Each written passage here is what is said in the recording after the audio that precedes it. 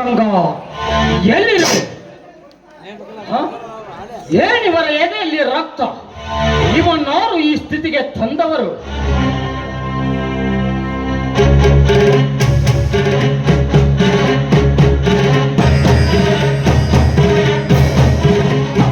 ಇದಕ್ಕೆಲ್ಲ ಕಾರಣ ನೀನಲೇ ಗೌಡ.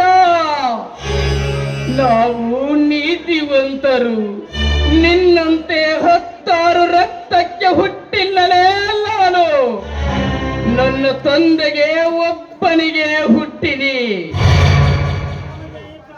ನಮಗೆ ಈ ಪ್ರಾಣ ಮುಖ್ಯವಲ್ಲ, ಶೃಂಗಾರಶೀಲ ಉಳಿಸಿಕೊಂಡ ಮಾನ ಮುಖ್ಯ. ನಿನಗೆ ಮಾನ ಮುಖ್ಯನಾ? ಕರ್ಯ ಲೇ ಕರ್ಯ.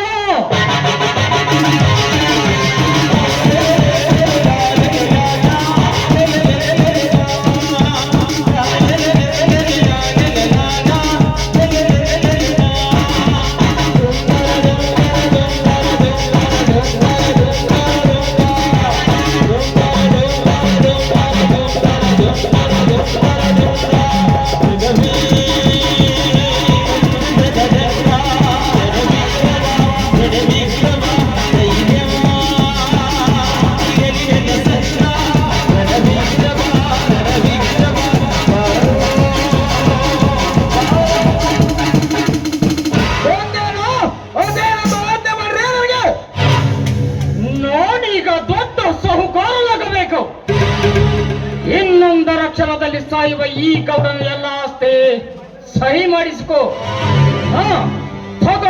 ಖಾಲಿ ಬಾಂಡ್ ಪೇಪರ್ ಆಯ್ತಲ್ಲ?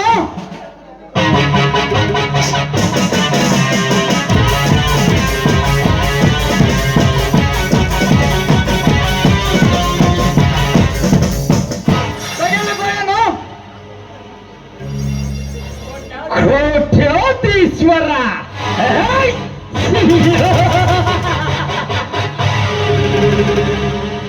ನಾನು ಈ ನಾಡಿಗೆ ಕೋಟ್ಯಾಧೀಶ್ವರ. ಕರಿಯ ಈಗ ಈ ಗೌಡ ಹಣ್ಣು ಕಿತ್ತ ಹಾವಾಗಿದ್ದಾನೆ. ಈಗಿವನು ಬದುಕಿರಬಾರದು. ಬೇಗ ನಿನ್ನ ಕತ್ತಿಯಿಂದ ಎತ್ತಿ ಬಿಡು, ಇವನು ಹೆಣವಾಗುವಂತೆ. ಹೌದನ್ನ? ಹೌದು.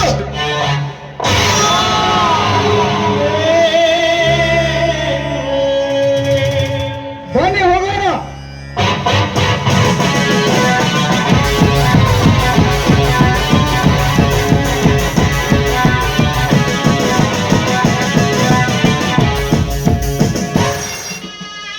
ಅಮ್ಮ ಶಾಂತ ಮಗಳ ರಾಮಲಿಂಗ. ಬಂದೆ ದನಿ ಬಂದೆ.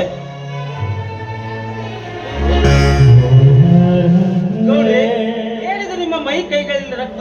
ಯಾರವರು ನಿಮ್ಮನ್ನು ಈ ಸ್ಥಿತಿಗೆ ತಂದವರು ಹೇಳಿ ಗೌಡ್ರೆ? ಅದು ಎಲ್ಲ ಮುಗಿದು ಹೋದ ಕತೆ. ಕಾಲೇಜಿನಿಂದ ನನ್ನ ಮಗಳು ಶಾಂತ ಬಂದಳೆ. ಗೌಡ್ರೆ, ಅವಳು ಬಂದೇ ಬರುತ್ತಾಳೆ. ಈ ನಿಮ್ಮ ಸ್ಥಿತಿಗೆ ಯಾರು ಕಾರಣ? ನಿಮ್ಮನ್ನು ಯಾರು ಈ ರೀತಿ ಹೊಡೆದವರು ಹೇಳಿ ಗೌಡ್ರೆ? ನಾನು ಈಗಲೇ ಹೋಗಿ ಅವರನ್ನು ಕೊಂದು ಹಾಕಿ ಬರುತ್ತೇನೆ. ಅದು ಎಲ್ಲ ಮುಂದಿನದು. ತಗೋ ಈ ಪತ್ರವನ್ನು. ತಗೋ ಈ ಪತ್ರವನ್ನು. ಇಲ್ಲಿಯವರೆಗೆ ನನ್ನ ಸ್ವಂತ ಮಗನಂತೆ ನೀ ದುಡಿದಿರುವಿ ಮತ್ತು ಅನಾಥ ಮಗನಾದ ಪ್ರವೀಣನಿಗೆ ಶಾಲೆ ಕಲಿಸಿನಿ. ತಲಾ ನಿಮ್ಮಿಬ್ಬರಿಗೂ 10 ಎಕರೆಯಂತೆ ಜಮೀನು ಬರೆದಿದ್ದೇನೆ.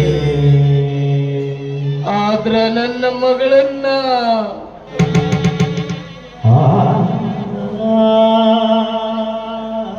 ಅಪ್ಪ ಏನಿದೆಯಲ್ಲ?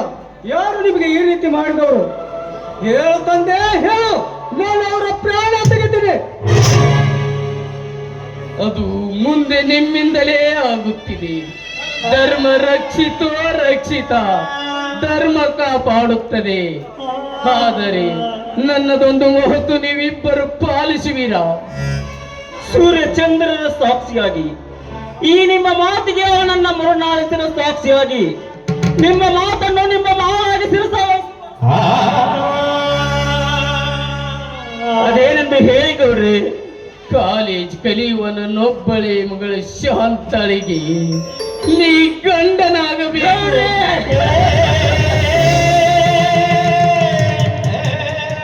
ಮುಂದೆ ಮಾತನಾಡಬಾರದು.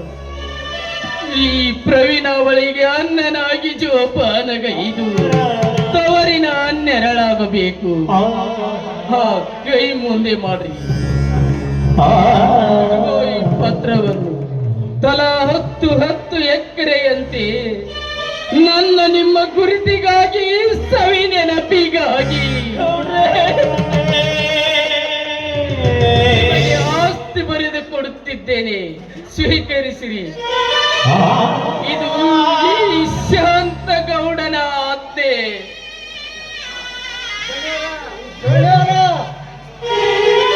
ಈ ಅನಾಹುತಕ್ಕೆ